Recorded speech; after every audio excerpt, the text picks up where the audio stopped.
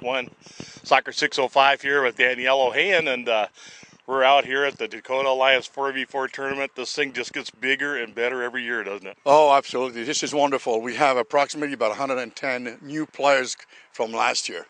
And it's very, very exciting, and it's their day. This is one of the event that we decide they do whatever they want. We have just supervisors.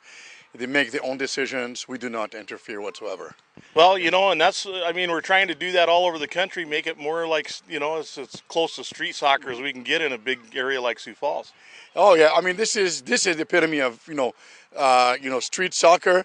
Such lush grass. We're lucky that the park, that I have to admit that the park was extremely generous with us by letting us use this, because when we had it at our own complex, the parking issue was a bit of a disaster.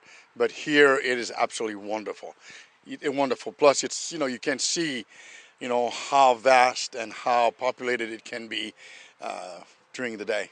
Well, and it's as a family event, which clearly it is. You look up and down the sidelines, there are little brothers and sisters out playing in the shade, moms and dads watching soccer, visiting with other Dakota Alliance families. It's just a great event for the whole club. It is, and I think that was also the intent. The purpose is that we travel so much all over the Midwest, each individual teams. So this is one of the avenues for people to know and to realize we are one club. We create club spirit. Everybody gets to know each other. Eventually we will add the high school age in the spring, where we can have that kind of environment and atmosphere in the spring with the older age group. That's important to get those high school kids back together in their club teams, because, one of the things I never liked when I was a high school coach and club coach is, you put these kids on the field against each other in high school and they compete. We teach them how to compete.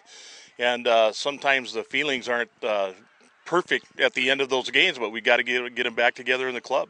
Yeah, we definitely do. And I think that's one of the reasons we're contemplating having an event like this for the older age group, so they kind of get back together and understand they really, not only do they play against each other in high school, but they're also part of the big picture, the developmental of DASC. And that is really our aim, is to develop every single player in the club. Well, and, by the looks of what's going on, you're definitely doing that. I just got done talking to Coach Daniel Haines, and he's got a couple young teams of boys there that are kind of reminiscent of that Clash team that won regionals when you had them. Oh yes, he has a very, very salty team, and the reason for that is that he has parents that are extremely supportive. Nothing against other parents, but he's very, very aggressive in his schedule. He takes the kids where the highest level of competition is available to them, and he pushes them. He really has great intention of making that team really, really good. Well, for any of us to get together, we got to get out there in the bigger soccer world and see what's going on out there, and see, what people from around the world are bringing to the game. And, that's very obvious what he's doing if that team is working for him. Right, exactly. My mentor and my the coach who gave me my A license, Coach Ziggy Schmidt, he went to Poland. He got his butt kicked. He took the U23 national team. He got his butt kicked 6-8, 6 or 8-0, I don't recall. And he said, guys, this is the only way we can learn how to play. We have to play against powerhouses. We have to play, play against our own backyard, winning. It's nice to win and all of that. But if you don't know where you stand and your level of the team and what the rest of the world is, after all, soccer has become global.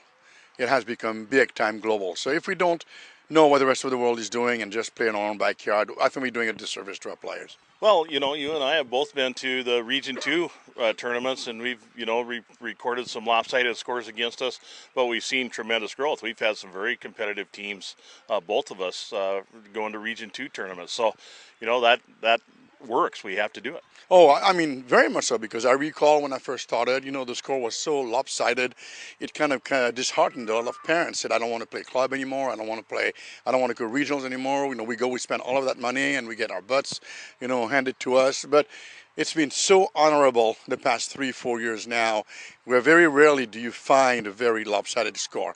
So we have made some progress against the region, definitely. Well, and definitely, and you can see. And you can see it especially in these younger players, where guys in clubs like yours with Academy now, that you're raising up these kids in soccer and they know how to do things right from the get-go, and that makes their whole soccer career easier. Well, yeah, I mean, our academy right now is grown so much. We're up to about 150 young players, boys and girls. And I think that the curriculum that they have instituted with the academy is tremendous. So much ball touchers, so much ball comfort that it's making every player go to the next level. They'll be so much more comfortable. Yeah, we got to let the kids love the ball. That's a big part of the soccer. Very much so. Very much so. And we have, as coaches, we need to keep our mouths shut. We need to let them play. And more coming from national. That's all we hear. Give them an opportunity to make mistakes. Do not bark at them. Just give them a chance to study, a chance to explore what they need to fix. Every team I've ever had that was U14 or older, you could sit them down at halftime and say, what are we doing good and what do we need to get better on? And they know exactly both of those answers. And, that's I think more and more coaches need to do that instead of giving that $40 halftime speech, let the players solve it. Right, exactly. And, we have to stop being what one of our national coaches is, stop being joysticks handler. We play the joystick, joystick, do this, do this, do this, do that. We have to stop and give them an opportunity to work. That's right. Well, Danielle, I know you got a lot of administrative stuff here to do with this big tournament, but boy, what a great job. It's so nice to be out here and see the families and all the players. And, Dakota Alliance is really doing a great service for soccer, not only here in Sioux Falls, but all over the state. Well, thank you, Randy. And also I want to bless the Lord for giving us this weather. I mean, it's about time that we had an event where we didn't have to worry about the rain. So, yes, we are blessed with this weather. Well, keep up the good work. Yeah, thank you, Randy. My pleasure. Thank you. South Dakota, you've waited long enough to have your very own sports network. And now you have it at Sports 605. Find us on the web at sports605.com and make sure you like us on Facebook and follow us on Twitter. Every day is game day on Sports 605.